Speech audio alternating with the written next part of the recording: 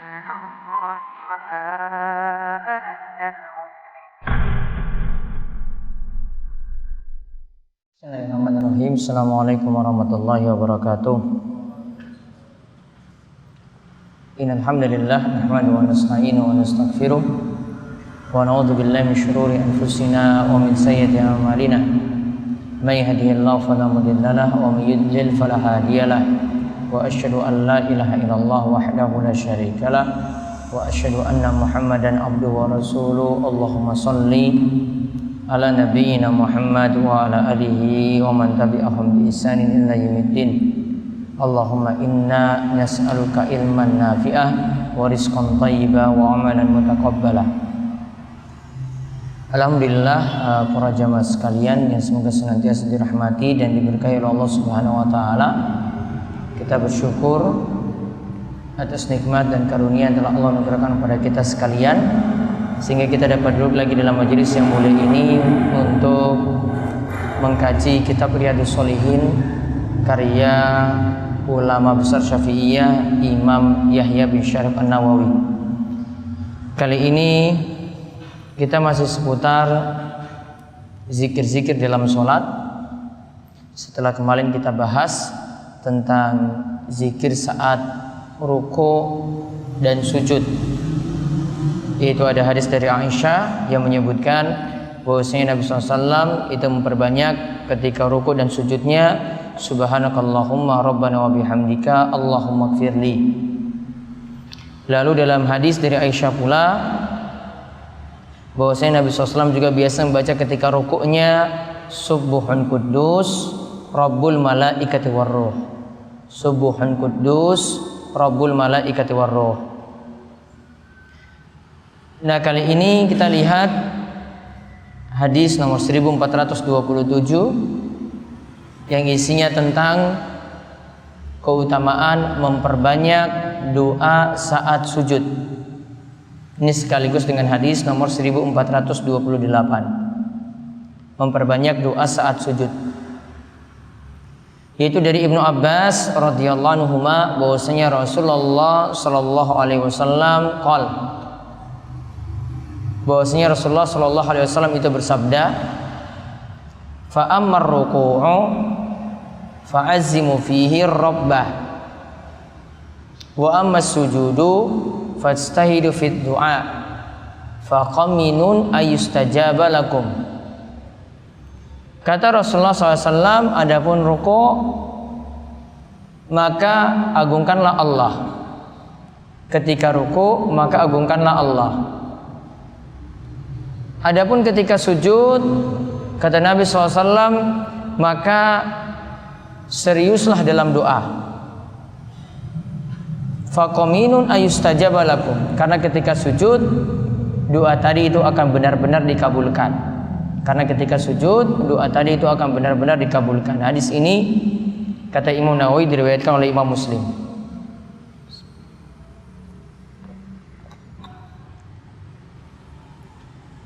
Begitu juga ada hadis dari Abu Hurairah radhiyallahu anhu bahwasanya Rasulullah sallallahu alaihi wasallam itu bersabda, aqrabu may yakunul abdu mir rabbih wa huwa sajidun fa aksirud du'a. Itu tempat yang seorang hamba itu dekat dengan Allah Subhanahu wa taala, paling dekat dengan Allah Subhanahu wa taala yaitu ketika dia sujud. Maka perbanyaklah doa ketika itu. Maka perbanyaklah doa ketika itu. Hadis ini diriwayatkan oleh Imam Muslim. Maka faedah yang bisa kita ambil dari dua hadis ini kaitannya dengan zikir atau kaitannya dengan doa saat sujud, diperintahkan untuk memperbanyak doa. Saat sujud itu diperintahkan untuk memperbanyak doa.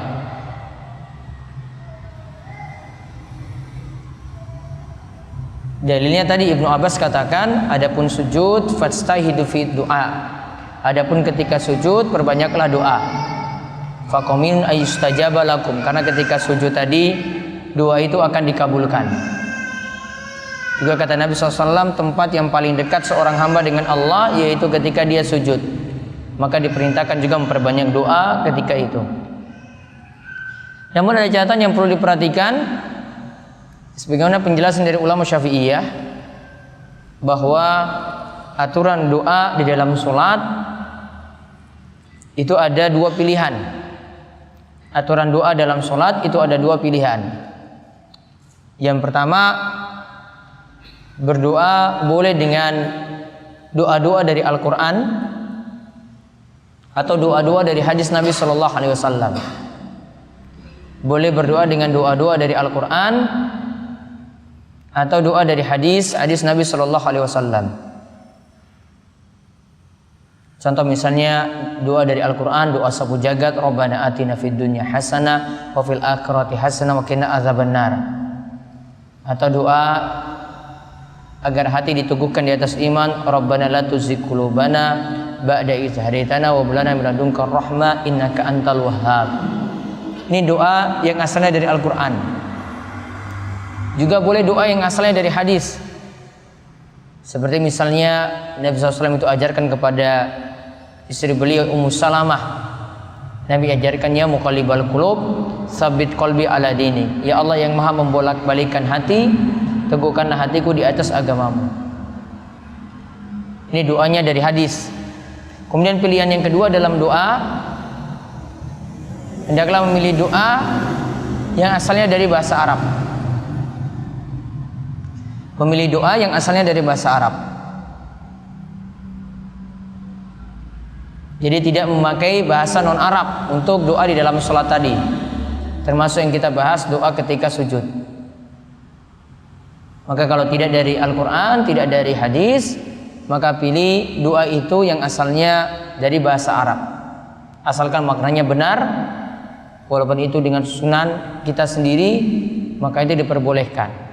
Adapun doa dengan bahasa Arab baiknya dihindari ketika kita berdoa di dalam sholat, baik ketika sujud ataupun ketika tahiyat akhir, di akhir tahiyat sebelum salam. Alasannya karena di dalam sholat tidak boleh ada kalam manusia. Pernah Nabi SAW itu menegur Muawiyah yang ketika sholatnya, ketika itu masih sempat untuk menjawab bersin. Ada di antara sahabat itu yang bersin di samping Muawiyah. Kemudian Muawiyah itu malah menjawab lagi. Yang sahabat tadi masih boleh mengucapkan alhamdulillah. Muawiyah jawab yarhamukallah.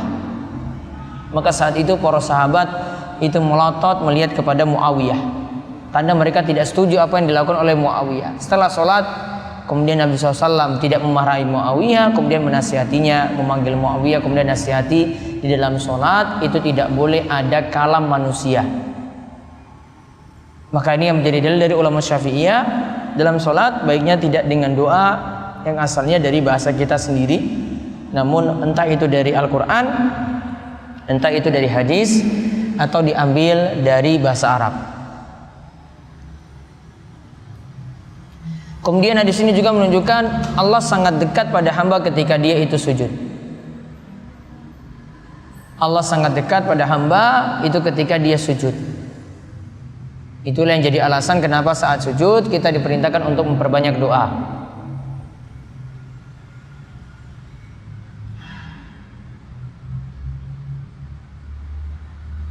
Kemudian faedah yang berikutnya lagi, hadis ini menunjukkan bahwa yang diminta itu boleh hajat apapun, tidak dengan doa spesifik. Boleh hajat apapun itu diminta.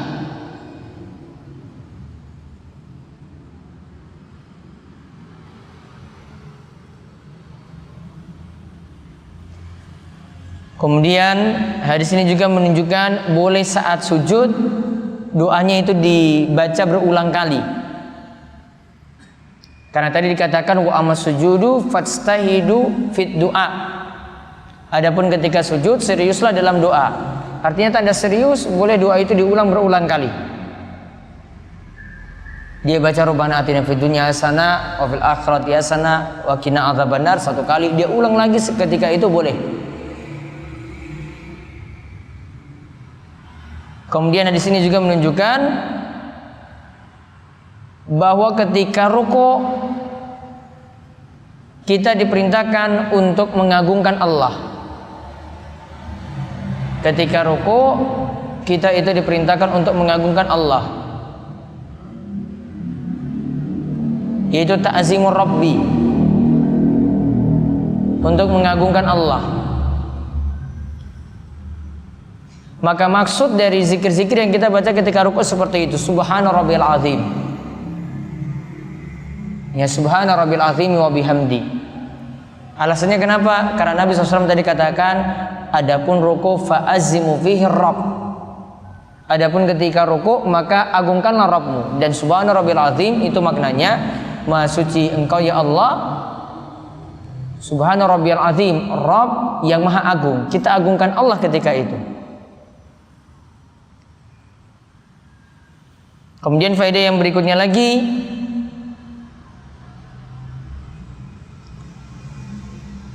ketaatan itu akan membuat seorang hamba itu dekat pada Allah. Karena tadi dikatakan sujud itu membuat kita semakin dekat pada Allah. Maka makin orang itu taat pada Allah, makin dia memperbanyak ibadah, makin dia memperbanyak amalan, makin dia itu berdoa pada Allah juga, maka dia akan makin dekat pada Allah.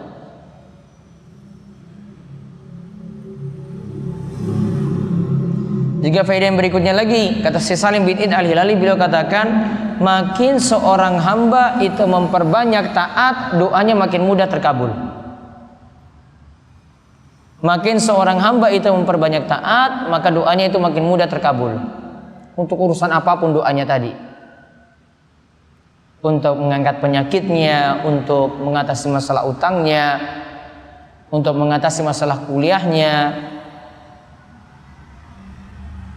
tesis belum selesai misalnya, atau skripsinya belum rampung.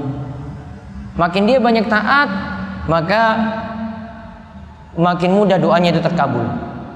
Kenapa demikian? Karena tadi ketika seorang itu sujud, dia makin dekat pada Allah. Ketika makin dekat pada Allah, doanya makin mudah dikabulkan ketika sujud tadi, untuk segala macam urusan. Maka kalau untuk hal-hal apapun juga semacam itu, ingin doanya itu mudah dikabulkan, tidak tertunda, maka perbanyaklah ketaatan, termasuk juga memperbanyak zikir.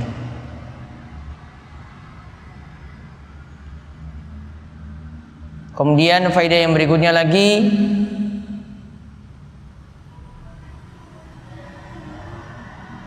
Rasulullah SAW sangat cinta pada umatnya karena beliau itu mengajarkan kebaikan untuk mereka dalam hal doa. Nabi ajarkan atau Nabi memberitahukan bahwa doa yang paling mudah terkabul yaitu ketika sujud. Nabi SAW membuka rahasia ini, sehingga seharusnya seorang termotivasi untuk berdoa ketika sujud. Adapun nanti ada dua masalah di sini yang kaitannya dengan doa ketika sujud. Yang pertama, kalau kita berjamaah, kalau kita itu dalam sholat berjamaah, maka diperintahkan mengikuti imam. Kalau kita sholat berjamaah, diperintahkan untuk mengikuti imam. Sehingga aturannya, kalau kita ingin memperbanyak doa ketika sujud, dan ini dalam sholat berjamaah, maka harus lihat keadaannya ketika itu kita sedang mengikuti imam. Maka tidak boleh telat, tidak boleh telat dari imam. Karena Nabi SAW itu mengatakan, innama ju'ilal imamu liyutamma bihi fala takhtalifu alaih. Imam itu diangkat untuk diikuti, maka jangan diselisih. Kemudian lanjutannya Nabi SAW katakan, fa iza kabbara fakabbiru. Jika imam itu takbir, jamaah langsung ikut takbir juga ketika itu. Fa iza raka'a farka'u. Jika imam itu ruku, maka jamaah juga ikut ruku langsung ketika itu. Tidak boleh telat dari imam. Termasuk tidak boleh telat juga karena alasan, saya ingin memperbanyak doa ketika sujud. Tidak boleh dengan alasan itu. Maka aturannya ketika doa saat sujud tadi tidak boleh telat dari imam. Kemudian yang kedua, doa saat sujud juga yang perlu diperhatikan. Yang kedua, kalau kita lihat di sini sujud tidak disebutkan sujud yang terakhir. Sujud di sini tidak disebutkan sujud yang terakhir. Maka aturannya tidak perlu mengkhususkan doa hanya pada sujud yang terakhir. Tidak perlu mengkhususkan doa hanya pada sujud yang terakhir, namun di setiap kali sujud. Di sujud pertama, di sujud yang kedua, di sujud rakaat kedua, di sujud rakaat ketiga. Adapun sebagian ulama itu menganjurkan seperti ini tidak punya dalil. Ada yang menganggap bahwasannya ini sengaja diperpanjang biar orang-orang itu tahu kalau ini adalah sujud terakhir, berarti setelah itu nanti langsung tahiyat akhir. Tetap tidak perlu seperti itu. Maka cukup seorang itu sujud biasa. Bahkan sifat sholat Nabi SAW menunjukkan kalau Nabi SAW yang rokaatnya paling lama dari rokaat pertama. Rokaat kedua lebih ringan daripada rokaat pertama. Rokaat ketiga lebih ringan lagi daripada rokaat kedua. Rokaat keempat lebih ringan lagi daripada rokaat ketiga. Jadi makin turun. Jadi bukan yang paling terakhir itu makin lama, namun makin terakhir itu makin turun. Maka kesimpulannya tidak perlu memperlama sujud terakhir dengan tujuan untuk memperlama doa. Apalagi ditambah doanya juga sangat-sangat lambat sehingga dia telat untuk mendapatkan tahiyat akhir. Nah, itu kesimpulan dari hadis tadi. Kemudian hadis nomor 4429.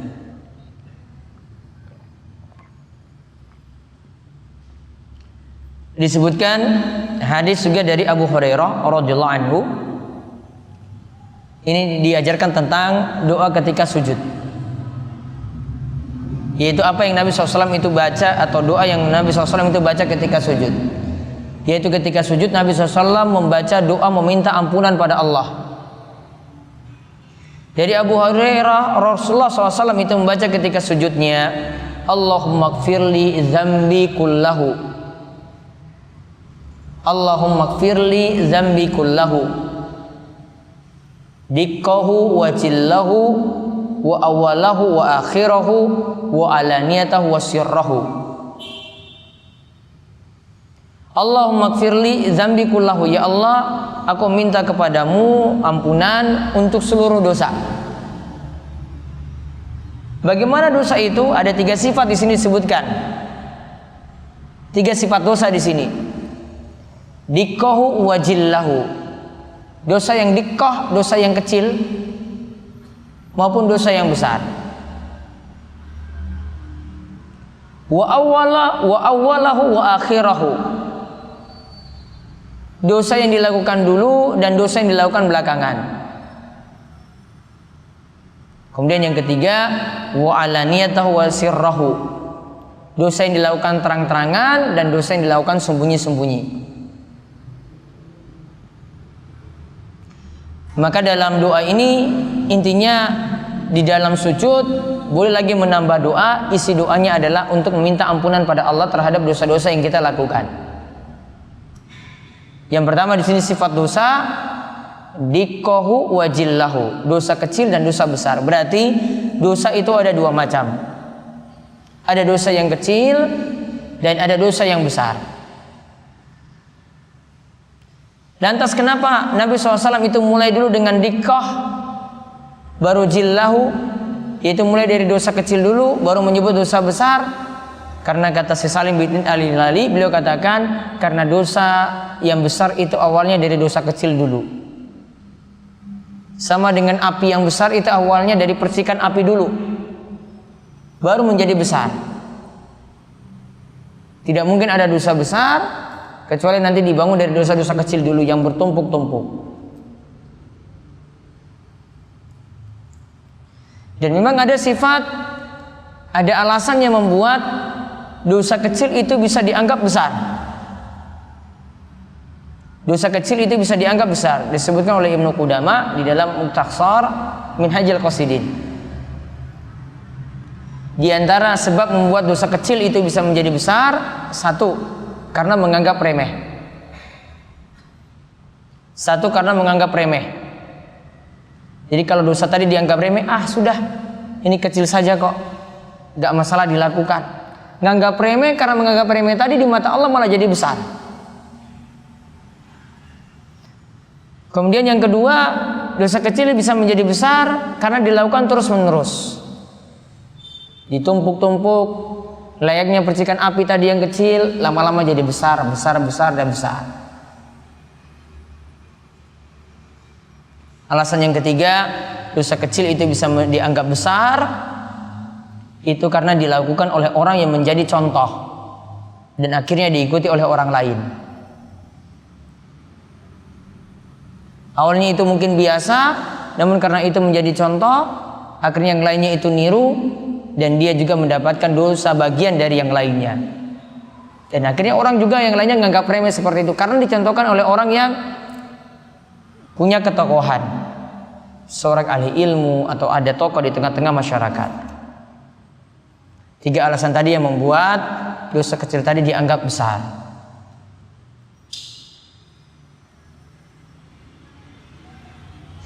Kemudian sifat dosa yang kedua, ada dosa yang dulu diperbuat, ada dosa yang belakangan diperbuat. Kadang dosa tadi itu karena kejahilan. Ada dosa yang seorang itu menganggap remeh juga di masa lalu, menganggap ini saya masih muda, puasa bolong-bolong nggak masalah. Akhirnya mungkin dari rumah itu dalam keadaan puasa, ini biasa anak-anak SMP dan SMA sampai ke sekolah, ya akhirnya beli jajanan. Sampai di rumah orang tua tahu dia itu masih puasa, ikut-ikut buka puasa lagi. Numpuk tadi utang puasanya, numpuk tadi dosa yang dia lakukan. Dan juga ada dosa yang dia itu baru tahu belakangan. Ada yang dulu dia tidak tahu karena kejahilan, dan ada mungkin yang baru tahu, dia baru tahu saat ini, atau ada dosa yang sudah dia ketahui namun masih terus-menerus melakukannya. Kemudian ada sifat yang ketiga dari dosa, ada dosa yang sifatnya itu terang-terangan dilakukan, ada dosa yang sifatnya tersembunyi. Dan hati-hati kalau dosa itu dilakukan terang-terangan. Ini sulit membuat taubatnya itu diterima. Sebagaimana Nabi SAW itu pernah menceritakan, atau Nabi SAW itu pernah menasihatkan, ada seorang itu yang mengatakan pada Rasulullah SAW, atau Rasulullah SAW itu menyatakan langsung bahwa ada orang yang kemarin itu Allah Subhanahu Wa Taala tutup dosa yang dia lakukan. Kemudian dia sebut-sebut lagi dosa itu terang-terangan. Kemudian Nabi SAW itu katakan, orang seperti ini yang dosanya itu sulit untuk diampuni. Yaitu semalam itu dia lakukan dosa itu Allah tutupi, pagi harinya itu dia buka dosanya tadi. Dia pamer-pamer dosanya tadi. Ini yang membuat dosa tadi itu sulit untuk diampuni. Itu melakukan dosa dalam keadaan alaniyah, dalam keadaan terang-terangan, atau yang disebut dengan mudhahira fil maksiyah, yaitu terang-terangan dalam melakukan maksiat. Malam itu sudah ditutupi dosanya, di pagi harinya dia buka lagi lembaran dosa yang ada. Kemudian wasirrahu, ada dosa yang sifatnya sembunyi-sembunyi. Dan kadang dosa yang sifatnya sembunyi-sembunyi juga dilakukan. Ini juga jadi dosa yang parah di sisi Allah Subhanahu Wa Taala, yang dianggap parah di sisi Allah Subhanahu Wa Taala, karena ada sifat seorang itu yang terang-terang, yang di tengah-tengah orang banyak dia sosokan alim, atau dia menampakkan dirinya itu soleh. Dia sosokan alim atau menampakkan dirinya itu soleh. Namun ketika pulang di rumah, di depan laptopnya, di depan komputernya, tidak ada orang yang melihat sama sekali. Dia kemudian melakukan maksiat tanpa ada orang yang tahu. Mungkin di tengah malam dia lakukan, atau mungkin di pagi hari ketika tidak ada yang melihat di dalam kamarnya, kemudian dia melakukan maksiat. Ini 3 sifat dosa tadi yang disebutkan dalam doa ini. Jadi doa ini juga bagus untuk dihafalkan, yaitu Allahumma gfirli zambi kullahu dikkahu wa jillahu wa awwalahu wa akhirahu wa alaniyatahu wa sirrahu. Ya Allah, ampunilah segala dosaku seluruhnya, yang kecil maupun yang besar. Kemudian dosa yang dilakukan dahulu, yang dilakukan belakangan, dosa yang dilakukan terang-terangan maupun dosa yang dilakukan sembunyi-sembunyi. Kemudian hadis ini juga tadi, doa tadi menunjukkan, kata si Salim, bertobat dari dosa itu bukan hanya dari dosa besar. Bertobat dari dosa juga termasuk di dalamnya itu adalah dosa-dosa kecil. Jadi bertobat itu bukan hanya dari dosa besar, namun juga bertobat itu juga dari dosa-dosa kecil. Karena tadi dalam doa tadi disebutkan Allahumma gfirli zambi kullahu dikkaw wajillahu, yang kecil maupun yang besar. Karena di sini dimintakan ampun untuk yang kecil dan yang besar, menunjukkan tobat itu bukan hanya untuk dosa besar, namun juga termasuk itu dosa-dosa kecil.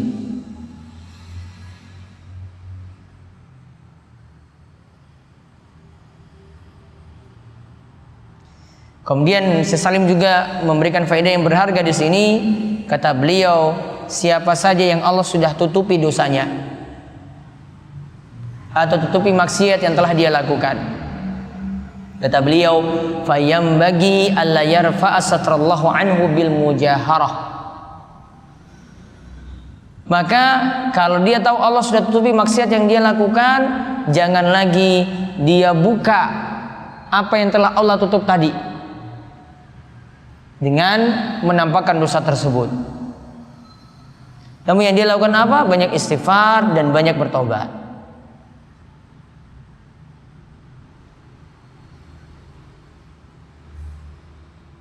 Kemudian hadis ini juga menunjukkan hendaklah seorang hamba itu segera bertobat dari setiap dosa dengan melakukan sebab-sebab diterimanya tobat tadi.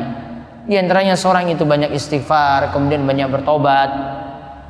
Dan syarat tobat itu sebagaimana disebutkan oleh Imam Ibnu Katsir, para ulama itu katakan bahwasanya syarat tobat itu ada 3. Ini yang disebut dengan taubatan nasuha.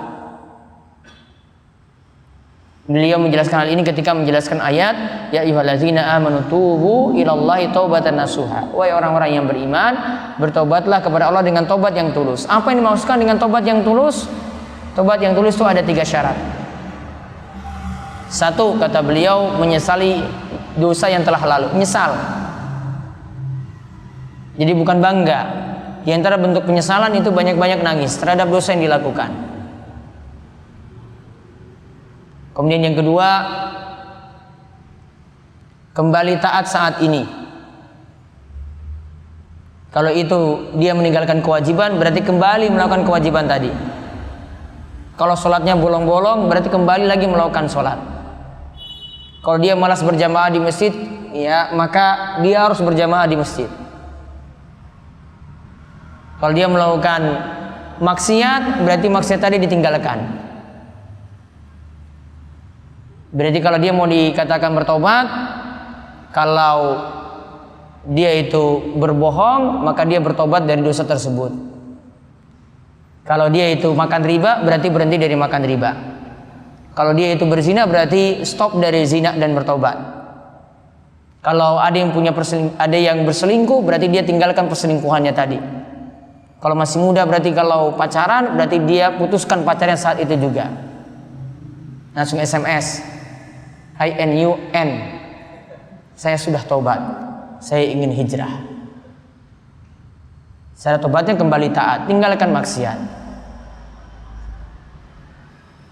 Dan jangan pakai alasan, wah ini sudah senang, ya nanti saya mau cari jodoh itu bagaimana lagi. Allah yang atur itu semuanya, bukan kita yang atur. Ada yang pacaran 10 tahun, 15 tahun, ya Allah kalau tidak takdirkan ya tidak bisa jadi jodoh. Ya, 15 tahun pacaran dari SMP sampai SMA sampai kuliah. Berapa tahun berarti itu? 6 plus 4, 10 tahun. Mungkin dari SD juga kelas 5 SD. Sudah janji setia itu. SMP janjian, SMA saling kirim surat, saling kirim SMS, janji. Sampai kuliah juga demikian. Janjian masuk UGM sama-sama. Ternyata ketika sudah mau lulus, akhirnya bertengkar, gak jadi, pisah ketika itu.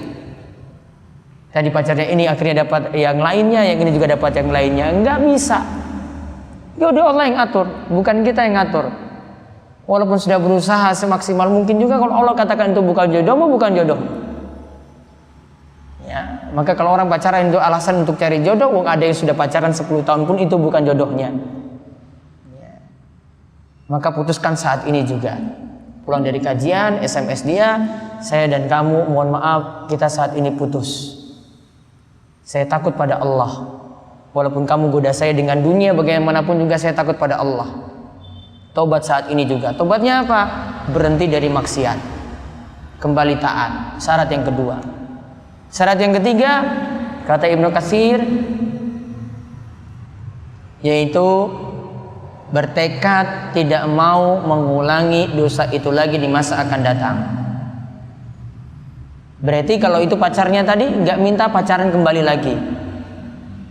Yang ada cuma bisa saya dan kamu hanya bisa ijab kabul, ya, lewat penghulu di kantor urusan agama. Tidak ada pilihan lain. Kalau mau lanjutkan pacaran lagi, pacaran 5 tahun lagi, tambah dosa lagi. Itu tidak namanya bertobat. Putuskan. Kalau mau serius, datangi bapaknya. Pak, saya menyesal kemarin pacaran anak bapak. Sekarang saya ingin serius. Saya sudah dapat kerja, saya sudah lulus. Lulusan apa kamu? Saya lulus dari teknik UGM. Ya. Saya punya ijazah ini, IP saya, walaupun ya 3, pas Pak, namun saya serius untuk nikahi anak bapak. Walaupun pas-pasan. Serius. Dia tidak melanjutkan dosa itu lagi. Selesaikan. Enggak, kalau serius Allah Subhanahu wa taala akan tolong.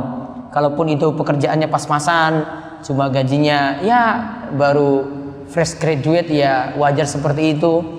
Namun kalau dia serius menikahi perempuan seperti tadi, di antara orang yang Allah Subhanahu wa taala tolong, ya, yaitu Allah tolong dia dengan memberikan rezeki padanya, ada seorang yang dia serius ingin menyelamatkan dirinya dari zina dengan dia itu menikah. Dia menjaga dirinya dari zina dengan dia itu menikah, maka Allah itu akan tolong. Maka kalau sudah dijanjikan oleh Nabi SAW seperti ini, tidak mungkin Allah itu lepaskan rezeki begitu saja pada orang yang sudah menikah seperti tadi. Pasti Allah akan tolong. Taruhlah pertama tadi gajinya cuma segitu saja, Allah akan mudahkan lagi. Maka ini juga jadi dalil menikah itu jadi pembuka pintu rezeki. Berarti kalau belum menikah, rezekinya seperti itu saja. Ya, belum menikah rezekinya seperti itu saja. Namun kalau menikah, Allah bukakan pintu rezeki pada orang tersebut. Kemudian faedah yang lainnya lagi, ya, dalil tadi itu jadi dalil bahwasanya ada doa khusus yang bisa dibaca ketika sujud. Seperti doa tadi yang diajarkan oleh Nabi SAW pada Abu Hurairah. Dari Abu Hurairah tadi, doa ini bisa dirutinkan ketika sujud. Allahumma gfir li zambi kullahu liqawajillahu wa awalahu wa akhirahu wa alaniyata wa sirrahu. Bisa dirutinkan ketika sujud. Di samping doa tadi bisa ditambahkan dengan doa-doa yang lainnya kalau kita punya kesempatan untuk berdoa ketika sujud. Saya baca doa tadi, Allahumma gfir li zambi kullahu, dan seterusnya. Saya tambah lagi setelah itu dengan doa sapu jagat. Di sujud kedua saya pakai doa itu, tambah lagi dengan ini. Namun ingat, doa ketika sujud tak baca seperti biasa, subhana rabbil a'la atau subhana rabbil a'la wa bihamdi, atau kemarin subuhun kudus rabbul malaikati war roh, atau subhanakallahumma rabbana wa bihamdika allahumma gfirli. Baru baca doa tadi. Wallahu a'lam bishawab. Itu yang kita bahas untuk kesempatan kali ini. Ada pertanyaan? Ya, monggo Pak.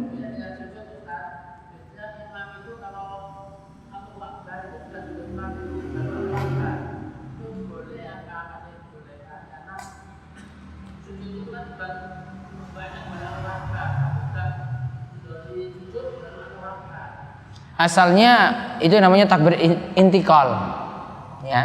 Takbir intikal itu artinya takbir berpindah. Jadi Pak Sarijan kalau dari bangkit saking ruko mau pingin sujud, pingin turun ke bawah, takbirnya itu berarti di tengah-tengah.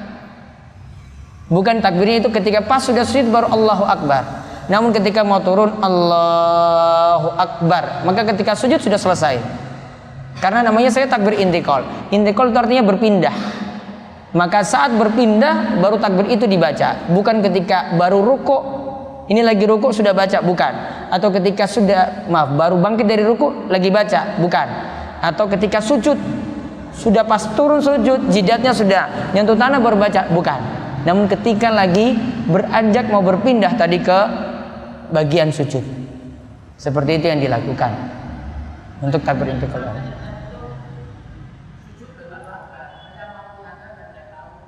Ya harus diingatkan, ya, dan paling bagus ya suruh ngaji, baru nanti insya Allah seperti itu paham. Ada lagi?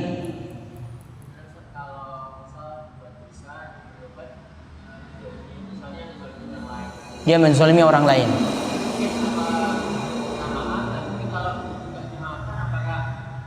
Yang penting jenengan sudah minta maaf. Urusan dia dengan Allah nanti kalau kita sudah minta maaf. Ya, kita misalnya pernah menyakiti dia, terus saya minta maaf, terus dia jawabannya saya belum bisa maafkanmu. Sudah, itu urusan dia. Yang penting kita sudah minta maaf. Ini untuk kezaliman apapun. Ada lagi? Ya.